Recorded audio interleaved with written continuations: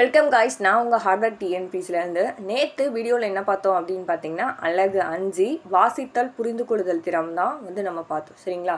இதுலேருந்து நமக்கு என்ன அப்படின்னா 15 கேள்விகள் கேட்குறாங்க. அதில் ஃபஸ்ட்டு டாபிக் தான் என்ன அப்படின்னா, கொடுக்கப்பட்ட பத்தியிலிருந்து கேட்கப்பட்ட வினாக்களுக்கு சரியான விடையை தேர்ந்தெடுத்து எழுத சொல்லியிருப்பாங்க. இது நம்ம பார்ட் 1 வீடியோஸ் பார்த்தோம். ஸ்கூல் புக்கில் எங்கே இருக்குதுன்னு பார்த்துட்டு கொஞ்சம் ப்ரீவியஸ் கொஷினுமே பார்த்தோம். சரிங்களா? இப்போ நம்ம நெக்ஸ்ட் என்ன பண்ண போகிறோம் அப்படின்னு பார்த்தீங்கன்னா, அதே மாதிரி ஸ்கூல் புக் பார்த்துட்டு இப்போ ப்ரீவியஸ் கொஷின்ஸ் பார்க்க போகிறோம்.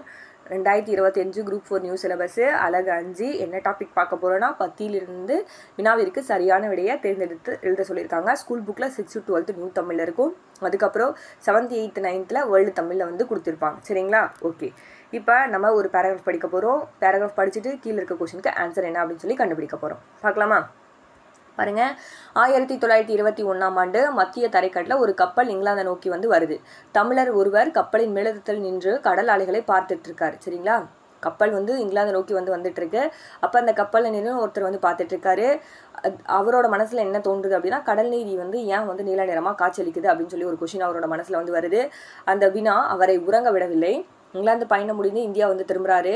பிறகு பாதரச ஆவி விளக்கு, பென்சின், நிறமாலை காட்டி ஆகியவற்றின் உதவியுடன் தமிழோட ஆய்வு ஸ்டார்ட் பண்ணுறாரு. ஒரு நாள் என்ன பண்ணுறாரு, கப்பலில் இருக்காரு. கப்பலில் இருக்கும்போது யோசிக்கிறாரு, கடல் ஏன் நீல நிலமாக காட்சி அளிக்குது அப்படின்னு சொல்லிட்டு அதை ஆய்வை ஸ்டார்ட் பண்ணுறாரு. சரிங்களா? ஆய்வின் முடிவில் 1928 பிப்ரவரி 28ஆம் நாள் ராமன் விளைவை கண்டுபிடிக்கிறாரு. சரிங்களா? யார்? சர் சி வி ராமன் அவர்கள். இக்கண்டுபிடிப்பு இந்தியாவிற்கு அறிவியலுக்கான முதல் நோபல் பரிசு பெற்று தந்தது. இவர் கண்டுபிடிக்கிறாரு. கண்டுபிடிச்சதுக்கான நோபல் பரிசு வாங்குறாரு. அவர் தமதை கண்டுபிடிப்பை வெளியிட்ட பிப்ரவரி 28ஆம் நாள் ஆண்டுதோறும் என்னவா கொண்டாடுறாங்க அப்படின்னா, தேசிய அறிவியல் நாளாக கொண்டாடி வந்துட்டு இருக்காங்க. அவர் தான் யார் அப்படின்னு பார்த்தீங்கன்னா, சர் சி வி ராமன் அவர்கள். சரிங்களா? நம்ம கேள்வி என்னன்னு பார்க்கலாம். ராமன் விளைவை கண்டுபிடிச்சவர் யார் அப்படின்னு பார்த்தீங்கன்னா, சர் சி வி ராமன் அவர்கள் தான். ராமன் விளைவை கண்டுபிடிச்சவர் யார்? சர் சி வி ராமன் அவர்கள். ராமன் அவர்களுக்கு நோபல் பரிசை பெற்று தந்த கேள்வி எது அப்படின்னா, கடல் நீர் ஏன் நீல நிறமாக காட்சியளிக்கிறது? சரிங்களா? கடல் நீர் ஏன் நீல நிறமாக காட்சியளிக்கிறது? அவரோட இந்த கேள்வி, அவரை இதை ரிசர்ச் பண்ணனால தான் அவருக்கு நோபல் பிரைஸ் வாங்கியிருப்பாரு. அறிவியல் தினமாக கொண்டாடுறாங்க. எப்போ? பிப்ரவரி 28.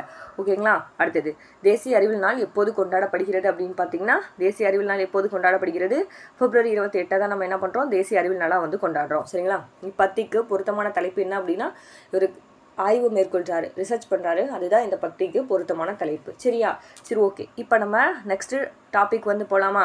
அடுத்தது, ஃபாஸ்ட்டாக போகிற மாதிரி இருக்கா? ஃபாஸ்ட்டாக போகிற மாதிரிலாம் நம்ம சீக்கிரமாக பார்த்தா தான் இதில் நிறைய கேள்விகள் இருக்குது. சீக்கிரமாக பார்த்தா தான் நம்மளால் கம்ப்ளீட் பண்ண முடியும். ஃபாஸ்ட்டாலாம் மெதுவாக தான் போகிறேன். ஏன்னா இதெல்லாமே ஜென்ரல் டாபிக் தான், உங்களுக்கு படித்தாலே புரியும். அதுக்கு தான் ஸ்கூல் புக்கில் எங்கே இருக்குன்னு சொல்லிவிட்டு அதுக்கப்புறம் அந்த ப்ரீவியஸ் கொஷின்ஸ் வாசிச்சா அப்படின்னா கண்டிப்பாக உங்களுக்கு புரியும். ஓகேங்களா? அடுத்து பாருங்கள், மனிதர்களுக்கு தேவையான பொருட்களை கிடைக்கச் செய்வதே வணிகத்தோட நோக்கங்களில் ஒன்று. ஒரு இடத்திலிருந்து உற்பத்தியாக்கும் பொருட்களை பல இடங்களுக்கு அனுப்புவதும், பல இடங்களில் கிடைக்கும் பொருட்களை ஒரு இடத்துல கிடைக்க செய்வதும் வணிகம். சரிங்களா? வணிகத்தை பற்றி சொல்லியிருக்காங்க. கிடைக்கும் பொருட்களின் மதிப்பை கூட்டிய பொருளாக மாற்றுவது சிறந்த வணிகமாகும். சான்றாக, கல் என்பது விற்பனை பொருள் என்று, ஆனால் அதனை செதுக்கி சிலையாக மாற்றலாம். உதிரும் கல்துகளை கோலமாகவும் மாற்றலாம். இதை தான் மதிப்பு கூட்டுதல் அப்படின்னு சொல்லி சொல்கிறாங்க. சரிங்களா? சரி, ஓகே. கிடைக்கும் பொருளையும் டேஸ் கூட்டிய புதிய பொருளாக மாற்றுவது அப்படின்னு பார்த்தீங்கன்னா, அதோட அளவை நம்ம மாற்றணும் அப்படின்னா என்னது? அதோட அளவை நம்ம மாற்றணும் அப்படின்னா சிறந்த வணிகம் அப்படின்னு சொல்லி சொல்லுவாங்க. பாருங்கள், சாரிப்பா, அதோட மதிப்பை மாற்றணும். இங்கே பாருங்கள், கிடைக்கும் பொருட்களின் மதிப்பை கூட்டிய பொருளாக மாற்றுவதான் சிறந்த வணிகம். கிடைக்கும் பொருட்களின் எதை மாற்றணும் அப்படின்னா, மதிப்பை மாற்றுறது என்னது? ஒரு புதிய பொருளாக மாற்றுறதான் சிறந்த வணிகம். அடுத்தது, சிலை செதுக்கப்படுவதும் உதிரும் கல்துகளை என்னவா மாற்றலாம் அப்படின்னா, கோலமாக மாற்றலாம். இங்கே பாருங்கள், கோலமாக மாற்றலாம். இங்கே கொடுத்துருப்பாங்க, கோலமாக மாற்றலாம். வணிகத்தோட நோக்கம் என்ன அப்படின்னா, வணிகத்தோட நோக்கம் என்ன? ஒரு இடத்துலேருந்து உற்பத்தி ஆகும் பொருளை நிறைய இடங்களுக்கு அனுப்பணும். பல இடங்களில் கிடைக்கிற பொருளை ஒரு இடத்துக்கு கொண்டு சேர்க்கறதுனா என்ன அப்படின்னு பார்த்தீங்கன்னா, வணிகம் அப்படின்னு நம்ம சொல்லுவோம். மதிப்பு கூட்டுறதுலாம் என்ன அப்படின்னா, ஒரு பொருள் கிடைக்குது அப்படின்னா அந்த பொருளை புதிய பொருளாக, அந்த பொருளோட மதிப்பை கூட்டி நம்ம ஒரு புதிய பொருளாக மாற்றுறதா என்ன அப்படின்னா மதிப்பு கூட்டுதல் அப்படின்னு சொல்லி சொல்கிறாங்க. அதுக்கு சான்று தான் கொடுத்துருப்பாங்க. அடுத்தது, இப்பத்திக்கு ஏற்ற தலைப்பு அப்படின்னா நம்ம என்ன சொல்லுவோம்? வணிகத்தை பற்றி தான் படித்தோம் இந்த பத்தியில். அப்போ இந்த பத்திக்கு ஏற்ற தலைப்பு என்ன சொல்லுவோம் அப்படின்னா, வணிகம். சரிங்களா? ஓகே. உங்களுக்கே தெரியும், கிடைக்கும் பொருட்களையும் டேஸ் கூட்டிய புதிய பொருளாக மாற்றுவது அப்படின்னு பார்த்திங்கன்னா, நம்ம மதிப்பை மாற்றுவோம். சிலை செதுக்கப்படுவது உதிரும் கல்துக்குள்ள கோலமாக மாற்றுவோம். வணிகத்தோட நோக்கம் என்ன அப்படின்னா, ஒரு இடத்துலேருந்து உற்பத்தியாகும் பொருட்களை என்ன அது பல இடங்களுக்கு நம்ம அனுப்புறதும், பல இடத்துலேருந்து நம்ம வாங்கிக்கிறதும், ஒரு இடத்துக்கு கொண்டு சேர்க்கறதும் நான் வணிகம் சொல்லி பார்த்தோம். மதிப்பு கூட்டல்னா, ஒரு பொருள் இருக்குது அப்படின்னா அதை மதிப்பு கூட்டி புதிய பொருளாக மாற்றுறதா மதிப்பு கூட்டுதல்னு சொல்லியும். இந்த பத்திக்கு ஏற்ற தலைப்பு என்ன அப்படின்னா வணிகம். ஓகேவா? ஓகே. நெக்ஸ்ட் பாருங்கள், இந்திய விடுதலைக்கு அடுத்து வஉசி பற்றி கொடுத்துருப்பாங்க, பார்க்கலாமா? ரொம்ப ரொம்ப இன்ட்ரெஸ்டிங்கான டாபிக் வஉசி, காமராஜர் அவர் எல்லாம். சரியா? சரி, இப்போ நம்ம பார்க்கலாமா? இந்திய விடுதலைக்கு பாடுபட்டவர்களில் ஒருவர் தான் யார் அப்படின்னு பார்த்தீங்கன்னா வஉசி சிதம்பரனார். வஉசி அவர்களின் தமிழிலும் ஆங்கிலத்திலும் புலமை பெற்றிருந்தார். சரிங்களா?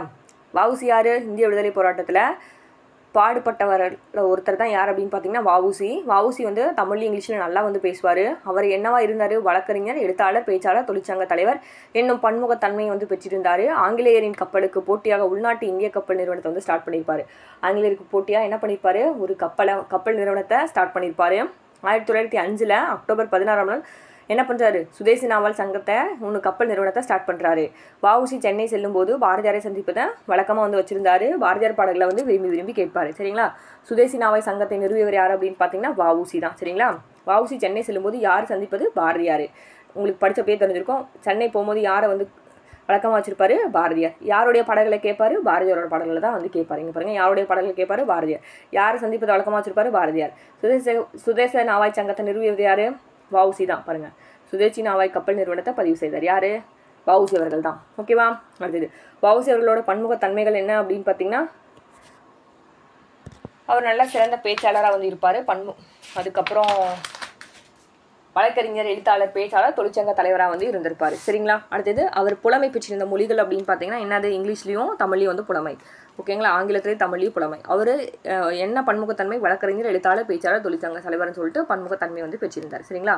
ஃபர்ஸ்ட் கொஸ்டின் என்ன? சுதேச நாவாய் சங்கத்தை நிறுவியவர் யார்? வஉசி. வஉசி சென்னை செல்லும்போது யார் வந்து? பாரதியார். வஉசி யாருடைய பாடல்களை விரும்பி கேட்டார்? பாரதியோட பாடல்களை விரும்பி கேட்டார். பன்முகத்தன்மை என்னன்னு பார்த்தோம். வழக்கறிஞராக இருப்பார், எழுத்தாளர், பேச்சாளர், தொழிற்சங்க தலைவராக வந்து இருந்திருப்பார். அவர் என்ன? தமிழ்லையும் இங்கிலீஷ்லையும் வந்து புலமை பெற்றிருந்தார். தமிழ் இங்கிலீஷ்லையும் புலமை பெற்றிருந்தார். பேராகிராஃபை ஒரு டைமுக்கு 2-3 டைம் என்ன பண்ணணும்? நீங்கள் நல்லா வந்து படிக்கணும். படித்தா மட்டும்தான் என்ன பண்ண முடியும்? ஆன்சர் வந்து போட முடியும். சரிங்களா? அடுத்தது நெக்ஸ்ட் பேராகிராஃப் பார்க்கலாமா? டக்குன்னு பார்த்தோம் அப்படின்னா ஈஸியாக இந்த டாபிக் வந்து நம்ம ஃபினிஷ் பண்ணிடலாம். அடுத்து பாருங்கள், சாலை விதிகளுக்கு உட்பட்டு வாகனம் ஓட்டும் முறைகளை அறிஞ்சு வாகனங்களை இயக்கினால் விபத்துக்களை தவிர்க்கலாம். சரியா? ஓட்டுநர் வாகனத்தை சாலையின் இடப்புறத்தில் செல்வதுடன் எதிர் வருவோரின் வாகனத்திற்கு வலப்புறமாக கடந்து செல்ல போதே வந்து இடம் வந்து விடணும். சந்திப்பு சாலைகள், பயணிகள் கடக்கும் இடங்கள், திரும்பும் இடங்கள் ஆகியவற்றை நெருங்கும் போது வாகனத்தின் வேகத்தை வந்து குறைக்கணுன்றாங்க. அவ்விடங்களில் இருப்பவருக்கு எவ்வித ஆபத்தும் நேராது உறுதி செய்த பிறகே கடந்து வந்து போகணுன்றாங்க. சாலை சந்திப்பில் நுழையும் போது அந்த சாலையில் ஏற்கனவே செல்லும் வாகனுக்கு முதலிடம் வந்து கொடுக்கணுன்றாங்க. அடுத்தது சாலை சந்திப்பில் நுழையும் போது அந்த சாலையில் ஏற்கனவே வாகனுக்கு முதலிடம் வந்து கொடுக்கணும். சரியா? அடுத்தது தீயணைப்பு வாகனம், அவசர சிகிச்சை இதெல்லாம் வந்துச்சு அப்படின்னா, அந்த ஆம்புலன்ஸு, தீயணைப்பு வாகனம்லாம் வந்துச்சுன்னா நம்ம அதுக்கு என்ன பண்ணணும்? கண்டிப்பாக வந்து வழிவிடணும். எல்லா ஓட்டுநரும் தேவையான இடங்களில் கை சைகை அல்லது வாகன எச்சரிக்கை விளக்குகளை ஒன்று கையால் சைகை காட்டணும், இல்லைனா என்னது லைட் போட்டு காட்டணுன்றாங்க. மலைச்சாலைகள், மிகவும் சரிவான சாலைகள் ஆகியவற்றில் கீழ்நோக்கி செல்லும் வாகனங்கள், மேல் நோக்கி வரும் வாகனங்கள் பாதுகாப்பாக மேலேருந்து வரதும் சரி கீழேருந்து போகிறதும் சரி பாதுகாப்பாக வந்து போகணும் அப்படின்னு சொல்கிறாங்க. சரிங்களா? நம்ம விபத்துக்களை வந்து எவ்வாறு தவிர்க்கலாம் அப்படின்னு பார்த்தீங்கன்னா, சாலை விதிகளுக்கு வந்து உட்பட்டு நம்ம வந்து வாகனத்தை ஓட்டும் போது நம்ம என்ன பண்ணலாம் அப்படின்னா விபத்துக்கள் வந்து கண்டிப்பாக வந்து தடுக்கலாம் அப்படின்னு சொல்கிறாங்க. கண்டிப்பாக வழிவிட வேண்டிய வாகனங்கள்னா என்ன அப்படின்னா, அந்த வழிவிட வேண்டிய வாகனம்னா அந்த ஆம்புலன்ஸு, தீயணைப்பு இதெல்லாம் வந்தால் வந்து கண்டிப்பாக வந்து அதுக்கு வந்து நம்ம வழிவிட்டணும். சாலை சந்திப்புகளில் எதுக்கு வந்து நம்ம முதலிடம் தரணும்? மலைச்சாலைகளில், மிகவும் சரிவான சாலைகள் வந்து கீழ் நோக்கி போகும்போதும் மேல் நோக்கி வரும்போது கண்டிப்பாக நம்ம என்ன பண்ணணும்? அதுக்கு முன்னுரிமை தர வேண்டும். நம்ம படித்தோமா? ஓகே. அடுத்தது மலைச்சாலையில் பின்பற்ற வேண்டிய விதிமுறை. அதுதான் இறங்கும் போது வந்து நம்ம பார்த்து இறங்கணும்னு சொல்லியிருப்பாங்க. வாகனம் செலுத்தும் முறை. சரிங்களா? ஒரு வாகனமே நம்ம வந்து போகணும் அப்படின்னா அதுக்கு என்னென்ன ரூல்ஸு அதுதான் இது வந்து சொல்லியிருப்பாங்க. சரியா? சரி, ஓகே. இப்போ ஒரு 4 டாபிக் வந்து பார்த்தோம். இப்போ நம்ம என்ன பண்ணலாம் அப்படின்னா ஸ்ட்ரைட்டாக ப்ரீவியஸ் இயர் கொஸ்டின்ஸ் போயிடலாம். இப்போ ப்ரீவியஸ் இயர் கொஸ்டின்ஸ் பார்த்தோம் அப்படின்னா உங்களுக்கு ஒரு ஐடியாஸ் வந்து கிடைக்கும். சரிங்களா? பார்க்கலாமா? ப்ரீவியஸ் இயர் கொஸ்டின்ஸ் பார்க்கலாமா? இந்த பேராகிராஃப் பார்த்தோன்னே உங்களுக்கு கண்டிப்பாக ஞாபகம் வந்திருக்கும். நம்ம ஃபஸ்ட் வீடியோ சொல்லும் போது இந்த பேராகிராஃப் பற்றி ஸ்கூல் புக்கில் இருக்குன்னு சொல்லி நான் சொல்லியிருந்தேன். சரிங்களா? காமராஜர் வீட்டுக்குள்ளே ஒரு சிறுவனும் அவனோட தங்கையும் வந்து வந்திருப்பாங்க. எதுக்காக வந்திருப்பாங்க அப்படின்னு பார்த்தீங்கன்னா, அவங்களோட அண்ணனுக்கு ஃபீஸ் கட்டுறதுக்காக காமராஜர்கிட்ட பணம் வாங்க வந்து வந்திருப்பாங்க. காமராஜர் என்ன பண்ணுறாரு அப்படின்னா அந்த பணத்தை எடுத்து கொடுப்பாரு. அப்புறம் அவங்க அம்மா வந்து அப்பளம் தான் சொல்கிறாங்க, ரொம்ப ஏழை வீட்டு பையன், அதனால் அவர்கிட்ட அவங்க அண்ணனை படிப்பு செலவுக்காக ஃபீஸ் கட்டுறதுக்காக வந்து வாங்கியிருப்பான். ஃபீஸ் கட்டிட்டு வந்து அவர்கிட்ட கொண்டு போய் காமிச்சிருப்பான். அதனால் அவர் வந்து ரொம்ப சந்தோஷப்படுவார். இதுதான் வந்து அது வந்து சொல்லியிருப்பாங்க. காமராஜர் வீட்டிற்குள் நுழைய முயன்றவர்கள் யாருன்னா ஒரு சிறுவன் சிறுமி தான் காமராஜரோட வீட்டுக்கு வந்து நுழையிறாங்க. இந்நிகழ்வை சிறுவனது எப்பண்பை விளக்கிறது அப்படின்னு பார்த்தீங்கன்னா நேர்மை பண்பை விளக்கிறது. நான் உங்கள்கிட்ட கூட கொஷினில் எனக்கு நேர்மையா ஏழ்மையா அப்படின்னு சொல்லி கீழே கமெண்ட் பாக்ஸில் கமெண்ட் பண்ணுங்கள். ரெண்டும் ஒரே மாதிரி இருக்குது, அவங்க ஏழ்மையை சொல்கிறாங்களா நேர்மையை சொல்கிறாங்களா அப்படின்னு சொல்லி தெரில அப்படின்னு சொல்லி கேட்டேன்னா, ஆனால் அதோட ஆன்சர் என்ன அப்படின்னா நேர்மை. நோட் பண்ணி வச்சுக்கோங்க. ஓகேவா? அடுத்தது, மறுநாள் குழந்தைகள் வந்ததும் காமராஜர் மனம் எப்படி இருந்துச்சு? அவங்க கொண்டு போய் ஸ்கூலில் ஃபீஸ் கட்டிட்டு வந்து அந்த ரிசிப்ட் எடுத்துகிட்டு வந்து அவர்கிட்ட காட்டினோன்னே அவர் வந்து ரொம்ப சந்தோஷமாக இருந்தார். சிறுவனும் சிறுமியும் எதற்காக காமராஜர் வீட்டுக்கு போனாங்க? பணம் கட்டுறதுக்காக. எதுக்கு? அவங்களோட அண்ணனோட படிப்பு செலவுக்காக. சரியா? காமராஜர் செய்த உதவியாவது பணத்தை வந்து கொடுத்து ஹெல்ப் பண்ணார். காமராஜர் செய்த உதவி என்ன? பணத்தை கொடுத்து ஹெல்ப் பண்ணார். ஸ்கூல் புக்கில் இருக்க ஒரு கொஸ்டின்ஸ் வந்து அப்படியே கேட்டாங்களா? சூப்பர். ஓகேவா? அதுக்கு தான் நம்ம ஸ்கூல் புக்கை வந்து படிக்கணும் அப்படின்னு சொல்கிறது. Next question. இந்த கொஸ்டினுமே நீங்கள் வந்து ஸ்கூல் புக்கில் நான் சொல்லியிருப்பேன். பார்ட் 1 வீடியோ பார்த்துருந்தீங்க அப்படின்னா கண்டிப்பாக இந்த கேள்வியுமே உங்களுக்கு வந்து தெரியும். இந்த பேராகிராஃப் வந்து இந்த பத்தியை படித்தேன் நான் கண்டிப்பாக. என்னென்னா, திருநெல்வேலி பகுதியை வளம் செய்யும் ஆறுகள் தான் தாமிரபரணி. தாமிரபரணி ஆற்றின் மேற்கு கரையில் திருநெல்வேலியும் கிழக்கு கரையில் பாளையங்கோட்டையும் வந்து இருக்குது. இந்த 2 நகரங்களும் இரட்டை நகரங்கள் சொல்லுவாங்க. இது 2 டைம்ஸ் வந்து ரிப்பீட் ஆயிருக்கு இந்த கொஷினு. பாளையங்கோட்டையில் அதிக அளவில் கல்வி நிலையங்கள் இருப்பதால் தென்னிந்தியாவின் ஆக்ஸ்போர்டு. என்ன அப்படின்னா, மேற்கு திருநெல்வேலியோட வளம் செய்ய செழிக்கும் ஆறுகளில் ஒன்று தான் தாமிரபரணி. சரிங்களா? தாமிரபரணிக்கு மேற்கில் வந்து திருநெல்வேலியும் கிழக்கில் வந்து பாளையங்கோட்டையும் வந்து இருக்குது. இந்த திருநெல்வேலியும் பாளையங்கோட்டை என்ன சொல்லுவாங்கன்னா இரட்டை நகரங்கள் அப்படின்னு சொல்கிறாங்க. சரிங்களா? இங்கே நிறைய கல்வி நிலையங்கள் வந்து இருக்குது. அதனால என்ன சொல்கிறாங்கன்னா தென்னிந்தியாவின் ஆக்ஸ்போர்ட் அப்படின்னு சொல்கிறாங்க. சரிங்களா? கேள்வி வந்து படிக்கலாமா? திருநெல்வேலி பகுதியை வளம் செய்ய செழிக்கும் ஆறு என்ன அப்படின்னா தாமிரபரணி. சரிங்களா? இரட்டை நகரங்கள்னா என்ன? திருநெல்வேலியும் பாளையங்கோட்டையும் நம்ம என்ன சொல்லுவோம்? இரட்டை நகரங்கள். தென்னிந்தியாவின் ஆக்ஸ்போர்ட்னா என்ன? தென்னிந்தியன் ஆக்ஸ்போர்ட் தான் என்ன சொல்கிறோம்? நிறைய கல்வி நிலையங்கள் இருக்கிறதுனால நம்ம என்ன சொல்லுவோம்? பாளையங்கோட்டை அப்படின்னு சொல்லுவோமா? கிழக்கு கரையில் அமைந்துள்ள நகரம் என்ன அப்படின்னா பாளையங்கோட்டை. பாளையங்கோட்டையில் அதிக அளவில் என்ன இருக்குது அப்படின்னா கல்வி நிலையங்கள் வந்து பாளையங்கோட்டையில் அதிகமாக இருக்குது. அதனால தான் நம்ம என்ன சொல்கிறோம்? தென்னிந்தியாவின் ஆக்ஸ்போர்ட் அப்படின்னு சொல்கிறோம். ஓகேவா? நிறைய கொஸ்டின் ரிப்பீட் ஆகுது பாருங்கள். இதில் கொஞ்சம் விரிவாக கொடுத்துருக்காங்க. சரிங்களா? படிக்கலாமா? திருநெல்வேலி பகுதியை வளம் செழிக்க செய்யும் ஆறு தாமிரபரணி ஆகும். இதனை தன்புரணி நதி என்றும் முன்னர் அழைத்தனர். நம்ம திருநெல்வேலி வளம் செய்யும் ஆறு தாமிரபரணி பார்த்தோம். அதுக்கு இன்னொரு பேர் என்ன அப்படின்னா தன்புரணை. ஓகேவா? இது பச்சையாறு, மணிமுத்தாறு, சிற்றாறு, கரையாறு, செருவலாறு, கடாநதி என்ற பல கிளை ஆறுகளாக பிரிந்து நீர்வளம் மிக்க மாவட்டமாக வந்து மாற்றுது. சரியா? திருநெல்வேலி மாவட்ட பொருளாதாரத்தில் முதன்மையான பங்கு என்ன அப்படின்னா உழவு தொழிலுக்கு தான். சரிங்களா? தாமிரபரணி ஆற்றின் மூலம் உழவு தொழில் நடைபெறுகிறது. இங்கே முக்கியமான என்ன அப்படின்னா உழவு தொழில் வந்து நடக்குது. இங்கு குளத்து பாசனமும் கிணற்று பாசனமும் கூட பயன்பாட்டில் வந்து இருக்குது. இரு பருவங்களில் நெல் வந்து பயிரிடுவாங்க. மானாவாரி பயிர்களாக சிறுதானியங்கள், எண்ணெய் வித்துக்கள், காய்கனிகள், பருத்தி, பயிர் வகைகள் போன்றன பயிரிடப்படுகின்றன. இங்கு விளையும் வாழைத்தார்கள் தமிழ்நாட்டுக்கு மட்டுமின்றி கர்நாடகம், கேரளம் போன்ற பிற மாநிலங்களுக்கும் அனுப்பப்படுகின்றன. நெல்லிக்காய் உற்பத்தியில் நெல்லை மாவட்டமே முதலிடம். சரிங்களா? இங்கே வாழைக்காய் வந்து நிறைய விளையுது. நெல்லிக்காய் உற்பத்தியில் ஃபஸ்ட் இடத்துல இருக்குது. இங்கே வந்து ஏரி பாசனமும் குளத்து பாசனமும் வந்து பயன்படுத்துகிறாங்க. மானாவாரி பயிர்களாக வந்து என்னென்ன பயிரிடுறாங்கன்னு பார்த்தோம். அதுக்கப்புறம் தாமிரபரணியை தன்புரணை அப்படின்னு சொல்கிறாங்க. இதுதான் இந்த பேராகிராஃபில் இருக்க கதை. பார்க்கலாமா? திருநெல்வேலி மாவட்ட பொருளாதாரத்தில் முதன்மையான தொழில் என்ன அப்படின்னா உழவு தொழில். பார்த்தோமா? நெக்ஸ்ட்டு, நெல்லிக்காய் உற்பத்தியில் தமிழகத்தின் முதலிடம் பெரும் மாவட்டம்னா திருநெல்வேலி தான். அடுத்தது, தாமிரபரணி ஆறு முன்னாடி எப்படி அழைக்கப்பட்டது? தன்புரணை. சரி, ஓகே. திருநெல்வேலியோட மறு பெயர் என்ன அப்படின்னா நெல்லை. திருநெல்வேலியோட மறு பெயர், இந்த ஒரு கொஸ்டின் நோட் பண்ணி வச்சுக்கோங்க. திருநெல்வேலியோட மறு பெயர் என்ன அப்படின்னா நெல்லை. சரிங்களா? ஓகே. தாமிரபரணி ஆற்றின் கிளையாறுகளில் ஒன்று தான் என்ன அப்படின்னா சேர்வலாறு. சரிங்களா? சேர்வலாறு. அப்போ இங்கே நம்ம என்னென்ன கிளையாறு இருக்குன்னு நம்ம படிக்கணும். என்னென்ன கிளையாறு இருக்குது அப்படின்னா பச்சையாறு, மணிமுத்தாறு, சிற்றாறு, காரையாறு, செல்வலாறு. இங்கே என்னென்ன கிளையாறு இருக்குது அப்படின்னு சொல்லி படிச்சுட்டு கீழே வந்து நம்ம ஆப்ஷனை வந்து நம்ம மேட்ச் பண்ணணும். ஓகேவா? சரி, ஓகே. அடுத்தது கீழே பேராகிராஃப் கொடுத்துருக்காங்க. அதுக்கப்புறம் நம்ம ஆன்சர் கண்டுபிடிக்கலாமா?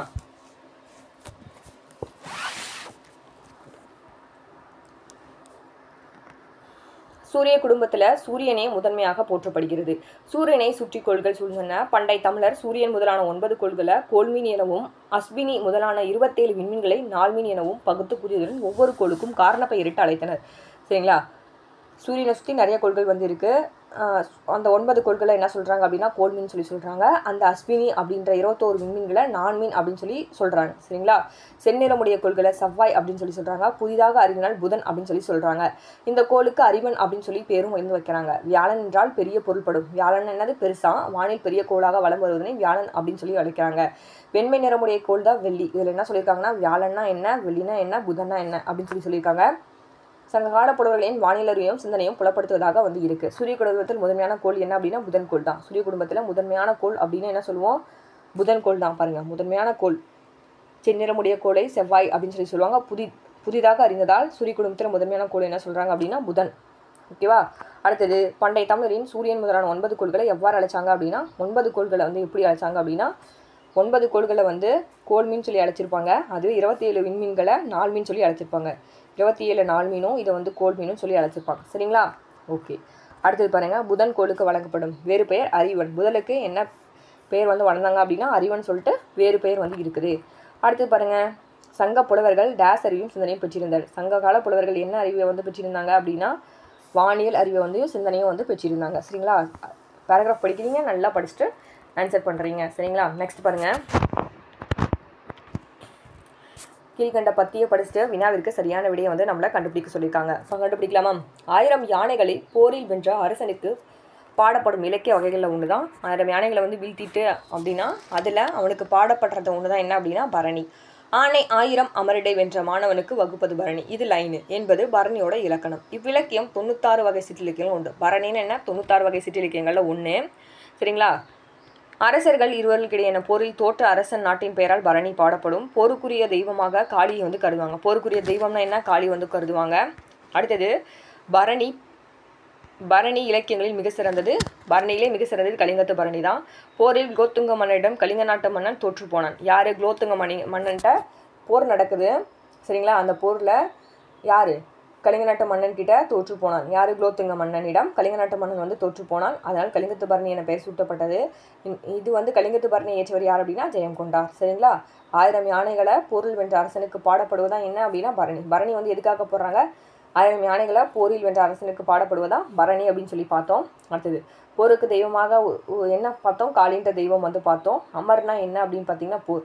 இதில் அமர்னா என்னென்னு கொடுத்துருப்பாங்க? போர். ஓகேவா? அமர்னா நமக்கு வந்து போர். இது வந்து இதில் அமர் வந்து கொடுத்துருக்க மாட்டாங்க. அமர்னா போர்னு சொல்லி நம்ம வந்து தெரிஞ்சிருந்தால் மட்டும்தான், மீனிங் தெரிஞ்சிருந்தால் மட்டும்தான் இந்த ஒரு கொஸ்டின்ஸ்க்கு வந்து ஆன்சர் பண்ண முடியும். அடுத்தது 96 வகை சிற்றிலக்கியங்களை ஒன்று தான் பரணின்னு சொல்லி பார்த்தோம். இது வந்து நமக்கு பிரிக்க சொல்லியிருக்காங்க. பிரித்தோம்னா 90 கூட்டல் 6, 90 கூட்டல் 6. சரிங்களா? அடுத்தது பரணி இலக்கியம் யாரால் இயற்றப்பட்டது அப்படின்னு பார்த்தீங்கன்னா ஜெயங்கொண்டாரால் பரணி இலக்கியம் இயற்றப்பட்டது. பரணி இலக்கியம் யாரால் இயற்றப்பட்டது அப்படின்னா ஜெயங்கொண்டாரால் பரணி இயக்கம் வந்து இயற்றப்பட்டது. அடுத்தது பத்தியில் இருந்த வினாவிற்கு சரியான விடையை தேர்ந்தெடுக்க சொல்லியிருக்காங்க. இந்திய நீர்ப்பாசனத்தின் தந்தை என அறியப்படும் சர் ஆர்தர் காட்டன் என்ற ஆங்கில பொறியியலாளர். 9th செகண்ட் இயரில் வந்து கொடுத்துருப்பாங்க. இந்திய நீர்ப்பாசனத்தின் தந்தை என அறியப்படும் சர் ஆர்தர் காட்டன் என்ற ஆங்கில பொறியியலாளர் கரிகாலன் கட்டிய கல்லணை பல ஆண்டுகள் ஆராய்ந்தார். சர் ஆர்தர் காட்டன் என்ன பண்ணுறாரு அப்படின்னா கரிகாலன் கட்டிய கல்லணை வந்து ஆய்வு பண்ணுறாரு. கல்லணை பல காலம் வந்து அதில் வந்து தண்ணியே போகாமல் என்னது தடைப்பட்டிருக்கு. அப்போ தஞ்சை மாவட்டம் தொடர்ச்சியாக வெள்ளத்தாலும் வறட்சியில் வந்து வளம் வந்து குன்றி போயிருந்துச்சு. இந்த சூழலில் காவிரி பாசன பகுதிக்கு தனி பொறுப்பாளராக யார் வந்து அங்கே வந்து ஒரு பொறுப்பாளராக சர் ஆர்தர் காட்டன் வந்து நியமிக்கப்படுறாங்க. இவர் என்ன பண்ணுறாரு? அந்த கல்லணை வந்து பயனற்று யூஸ் பண்ணாமல் இருக்காங்க இல்லையா? அதனால் என்ன பண்ணுறாரு அப்படின்னு பார்த்தீங்கன்னா அந்த கல்லணை வந்து கரெக்டாக அமைக்கிறாரு. கல்லணையோட அடித்தடத்தை ஆராய்ஞ்சு பழந்தமிழ் அணை கட்டும் திறனையும் வந்து பாசன மேலாண்மையும் உலகுக்கு வந்து எடுத்து சொல்லிட்டாரு. கல்லணைக்கு அவர் என்ன பண்ணுறாரு அப்படின்னா கிராண்ட் அணைக்கட்டுன்னு சொல்லிட்டு ஒரு பேரையும் வந்து வைக்கிறாரு. இந்த கல்லணையின் கட்டுமான உத்தியை கொண்டு தான் 1873ஆம் ஆண்டு கோதாவரி ஆற்றின் குறுக்கே தௌலீஸ்வரம் அணையை வந்து கட்டாரு. கோதாவரி நாட்டின் குறுக்கே எந்த அணையை வந்து கட்டாரு அப்படின்னா தௌலீஸ்வரம் அணையை வந்து கட்டாரு. தொடர்ச்சியாக வெள்ளத்தாலும் வறட்சியாலும் வளமை இழந்த மாவட்டம் தான் என்ன அப்படின்னா தஞ்சாவூர். அந்த மாவட்டத்தில் இருக்க கல்லணை தான் அவர் சீர் பண்ணி கிராண்ட் அணைக்கட்டுன்னு சொல்லி ஒரு பேரை வந்து வைக்கிறாரு. 1873ஆம் ஆண்டு எந்த ஆற்றின் குறுக்கேனா கோதாவரி ஆற்றின் கிழக்கே வந்து தௌலீஸ்வரம் அணையை வந்து கட்டுவார். சரியா? ஆங்கிலேய அரசு சர் ஆர்தர் காட்டனை எந்த பணியில் வந்து அமர்த்தினாங்க அப்படின்னா ஒரு தனி பொறுப்பாளராக வந்து அமர்த்தினாங்க. அதான் வந்து சொல்லியிருக்காங்க கல்லணையின் கட்டுமான ஊத்தியை கொண்டு கட்டப்பட்ட அணை தான் என்னன்னா தௌலீஸ்வரம் அணை. கல்லணையோட கட்டுமான ஊத்தியை கொண்டு கட்டப்பட்ட அணை என்னது? தௌலீஸ்வரம் அணை. இந்திய நீர்ப்பாசன தந்தை யாரு? Sir Arthur cotton. இந்திய நீர்ப்பாசனத்தோட தந்தை சர் ஆர்தர் காட்டன். சரிங்களா? பழந்தமிழர் அணை கட்டும் திறனையும் பாசன மேலாண்மை மக்களுக்கு எடுத்து சொன்னது யாரு? Sir Arthur cotton. ஒன்றுமே இல்லை, அங்கே தஞ்சாவூரில் பார்த்தீங்கன்னா ஒரு அணை பழுதாக இருக்குது. அந்த அணையை சரி பண்ணுறாரு யார்? Sir Arthur cotton. சரி பண்ணிவிட்டு அவர் 1872 கோதாவரி ஆற்றின் குறுக்கே ஒரு தௌலீஸ்வரம் அணையை வந்து கட்டுறாரு. அதுக்கு கிராண்ட் அணை கட்டுன்னு சொல்லி பேர் வைக்கிறாரு. அவ்வளோதான் இந்த பேராகிராஃபில் நமக்கு. ஓகேவா? நெக்ஸ்ட் பேராகிராஃப் பார்க்கலாமா?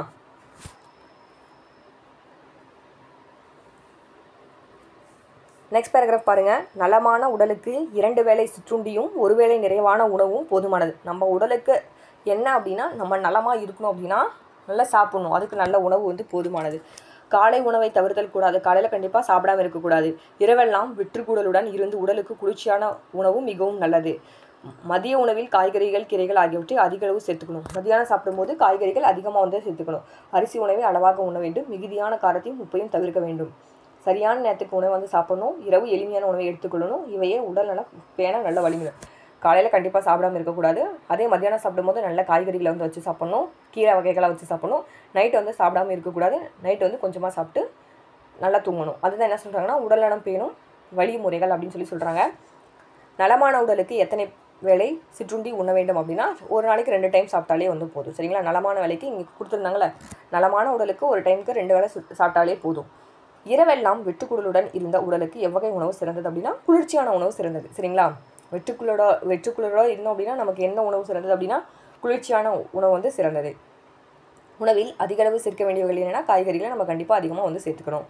தவிர்க்க வேண்டிய உணவு அப்படின்னா, காரமான உணவை நம்ம கண்டிப்பாக வந்து தவிர்த்துக்கணும். சரிங்களா? உடல்நலம் பேணும் வழிமுறைகளில் ஒன்று என்னென்னா, சரியான நேரத்துக்கு வந்து நம்ம சாப்பிடணும். உடல்நலம் பேணும் வழிமுறைகளில் ஒன்று என்ன அப்படின்னா, சரியான நம்ம என்ன பண்ணணும், வழிமுறைகளில் ஒன்று என்ன அப்படின்னா, சரியான நேரத்துக்கு வந்து சாப்பிடணும்.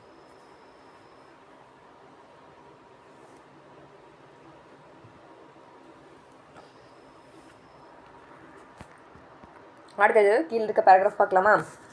இதுவுமே நீங்கள் 9th வந்து படித்தது தான். சரிங்களா? ஃபஸ்ட்டு எல்லே கொடுத்துருப்பாங்க, திராவிட மொழி குடும்பம் அப்படின்னு சொல்லிட்டு உரைநடையில் கொடுத்துருப்பாங்க. திராவிட மொழி குடும்பத்தின் தொன்மையான மூத்த மொழியாக திகழ்கிறது. திராவிட மொழிகளிலே ஒரு தொன்மையான மூத்த மொழி அப்படின்னா நம்ம தமிழை தான் சொல்லுவோம். பிற திராவிட மொழிகளை விட ஒப்பியல் ஆய்வுக்கு பெரும் துணையாக அமைந்துள்ளது. தமிழ் மொழி மூல திராவிட மொழியின் பண்புகள் பலவற்றையும் பேணி பாதுகாத்து வருகிறது. அத்துடன் தனித்தன்மை மாறுபடாமல் காலந்தோறும் தன்னை புதுப்பித்துக் கொள்ளும் பண்பு கொண்டதாகவும் தமிழ் மொழி விளங்கி வருகிறது. சரியா? திராவிட குடும்பத்தோட மூத்த மொழி என்னன்னா தமிழ். ஈஸியாக போட்டலாம். எந்த மொழி தமிழ் பெருந்துணையாக இருக்குது அப்படின்னா ஒப்பியல். எந்த ஆய்வுக்கு தமிழ் மொழி வந்து பெருந்துணையாக இருக்குது அப்படின்னு சொன்னால் ஒப்பியலுக்கு தான் என்னது பெருந்துணையாக வந்து இருக்குது. இங்கே பாருங்கள், திராவிட மொழிகளை விட ஒப்பியல் ஆய்வுக்கு தான் பெருந்துணையாக தமிழ் மொழி வந்து அமைஞ்சிருக்கு. அடுத்தது, தமிழ் மொழி எத்தகைய பண்பை வந்து கொண்டிருக்கு அப்படின்னா புதுப்பித்தல் பண்பை கொண்டிருக்கு. தமிழ் மொழி எத்தகைய பண்பை கொண்டிருக்கு? புதுப்பித்தல் பண்பை கொண்டிருக்கு. இங்கே பாருங்கள், புதுப்பித்து கொள்ளும் பண்பை கொண்டிருக்கிறதாக தமிழ் மொழி வந்து விளங்குது. தமிழ் மொழி எவற்றை பாதுகாத்து வருகிறது அப்படின்னா மூல திராவிட மொழியோட பண்புகளை என்னது பாதுகாத்துட்டு வந்து வருகிறது. எதை? மூல திராவிட மொழியோட பண்புகளை பாதுகாத்து வருகிறது.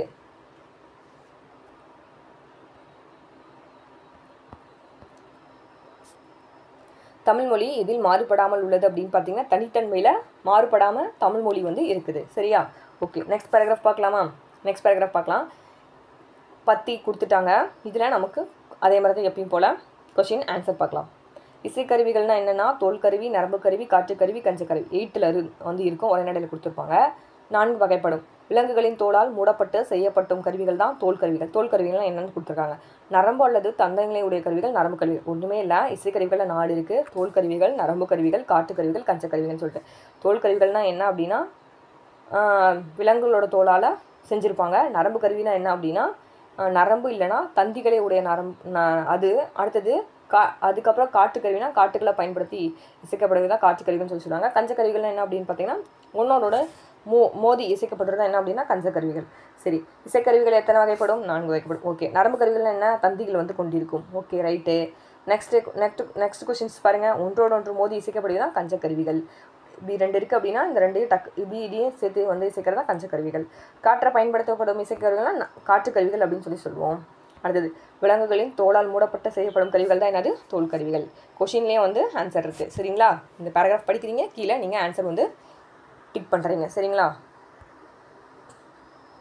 அடுத்தது பாருங்கள்,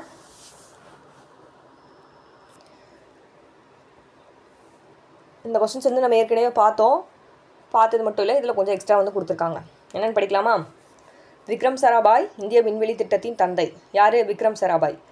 ஆரியப்பட்டா இன்னும் முதல் செயற்கைக்கோள் ஏவுதலுக்கு காரணமானவர். செயற்கைக்கோள் உதவியுடன் நம்ம இதுக்கு முன்னாடி எந்த அறிவியலாளர் பற்றி பார்த்தோம் அப்படின்னா சிவன் பற்றி பார்த்தோம். சரிங்களா? இப்போ நம்ம யாரை பற்றி பார்க்க போகிறோம்னா விக்ரம் சாராபாய் அவர்கள் பற்றி பார்க்க போகிறோம். விக்ரம் சாராபாய் வந்து இந்திய விண்வெளி திட்டத்தோட தந்தை. ஆரியப்பட்டா என்ற செயற்கைக்கோள் ஏவுதலுக்கு காரணமாக வந்து இருந்திருப்பார். செயற்கைக்கோள் உதவியோடு என்ன பண்ணுறாருன்னா தொலைக்காட்சி வழியாக 24,000 இந்திய கிராமங்களில் இருக்க 50 லட்சம் மக்களுக்கு கல்வி வந்து எடுத்து போகிற ஹெல்ப் பண்ணுறாரு. இவரின் பெயரால் விக்ரம் சாராபாய் விண்வெளி மையம் திருவனந்தபுரத்தில் செயல்பட்டு வருகிறது. ஓகேவா? யாரோட பேரில்? விக்ரம் சாராபாய் இவரோட பேரில் எங்கள் திருவனந்தபுரத்தில் ஒரு விண்வெளி மையம் வந்து செயல்பட்டு வருது. இவருடைய முயற்சியால் யாரோட முயற்சியால் இஸ்ரோ தொடங்கப்பட்டது அப்படின்னா விக்ரம் சாராபாய் முயற்சியால். சரிங்களா? இவருடைய முயற்சியால் தொடங்கப்பட்டது. அடுத்தது, அப்துல் கலாம் யார்? அப்துல் கலாம் யார் அப்படின்னா 11வது குடியரசுத் தலைவர், ராமேஸ்வரத்தை சேர்ந்தவர். இவர் என்ன பண்ணுறாரு அப்படின்னு பார்த்தீங்கன்னா இந்திய ஏவுகணை நாயகன் சொல்லி இவர் வந்து சொல்லுவாங்க. இவருக்கு பாரத ரத்னா விருது வந்து கொடுத்துருப்பாங்க. இவர் தமிழ் கற்றுக்கிட்டது அப்படின்னு பார்த்தீங்கன்னா தமிழ் மொழியில் தான் தமிழ் வந்து கற்றுருப்பார்.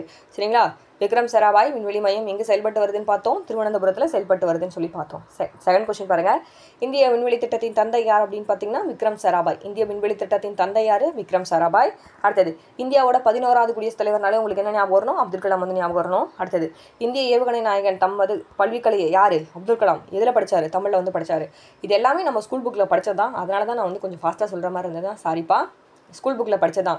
விக்ரம் சாராபாய் பற்றி படிச்சிருப்பீங்க, சிவன் பற்றி படிச்சிருப்பீங்க, வளர்மதி பற்றி படிச்சிருப்பீங்க, அதுக்கப்புறம் மயில்சாமி அண்ணாதுரை பற்றி படிச்சிருப்பீங்க. சரிங்களா? இது எல்லாமே நீங்கள் ஸ்கூல் புக்கில் படித்ததான். அதனால் நம்ம வந்து ரொம்ப யோசிக்க வேண்டியதெல்லாம் இல்லை. நீங்கள் அதை பற்றி படிக்காமலே உங்களுக்கு கொஸ்டின் பார்த்தா ஆன்சர் வந்து தெரியும். விக்ரம் சாராபாய் ஏவிய செயற்கைக்கோள் எதற்கு பயன்பட்டது அப்படின்னு பார்த்தீங்கன்னா, விக்ரம் சாராபாய் என்ன பண்ணுறாருன்னா ஒரு செயற்கைக்கோளை வந்து ஏவுறாரு. அது எதுக்காக யூஸ் ஆனிச்சு அப்படின்னா கல்விக்காக. அவர் என்ன பண்ணுறாரு, 24,000 கிராமங்களில் 50 லட்சம் மக்களுக்கு கல்வி எடுத்து செல்ல முயன்றார். அதுதான் இதில் வந்து சொல்லியிருப்பாங்க.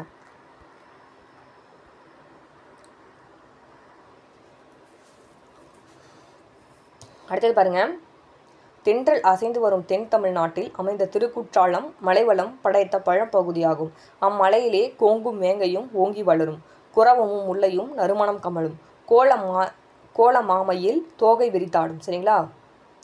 தேனுண்ட வண்டுகள், மயில் என்ன பண்ணுது, மலர் என்ன பண்ணுது தான் கொடுத்துருக்காங்க. தேனுண்ட வண்டுகள் தமிழ் பாட்டிசைக்கும், அத்தகைய மயிலின்று விரைந்து வழிந்து இறங்கும் வெள்ளருவி வட்ட சுனையிலே பீழ்ந்து பொங்கும்போது சிதறும் நீர் திவளைகள் பலாவிற்போல் பறந்து எழுந்து மஞ்சினோடு சேர்ந்து கொஞ்சி குழாவும்.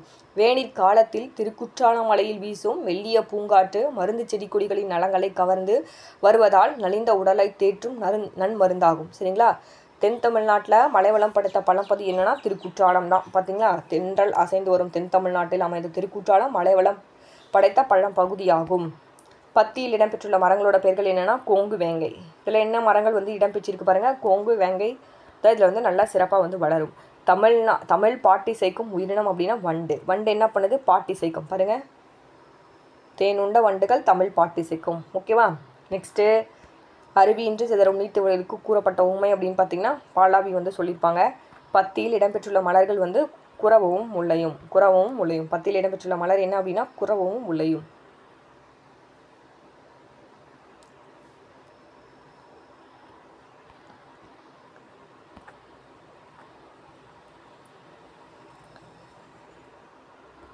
ஓகே காய்ஸ், இப்போ இன்றைக்கி வீடியோஸ் வந்து பார்த்தோம், பார்ட் 2 வீடியோ. நாளைக்கு வந்து பார்ட் 3 வந்து பார்க்கலாம். இந்த வீடியோ உங்களுக்கு ரொம்பவே யூஸ்ஃபுல்லாக இருக்கும்னு நினைக்கிறேன். ஏதாவது டவுட் அப்படின்னா கீழே கமெண்ட் பாக்ஸில் கமெண்ட் பண்ணுங்கள். தேங்க்யூ, தேங்க்ஸ் ஃபார் வாட்சிங்.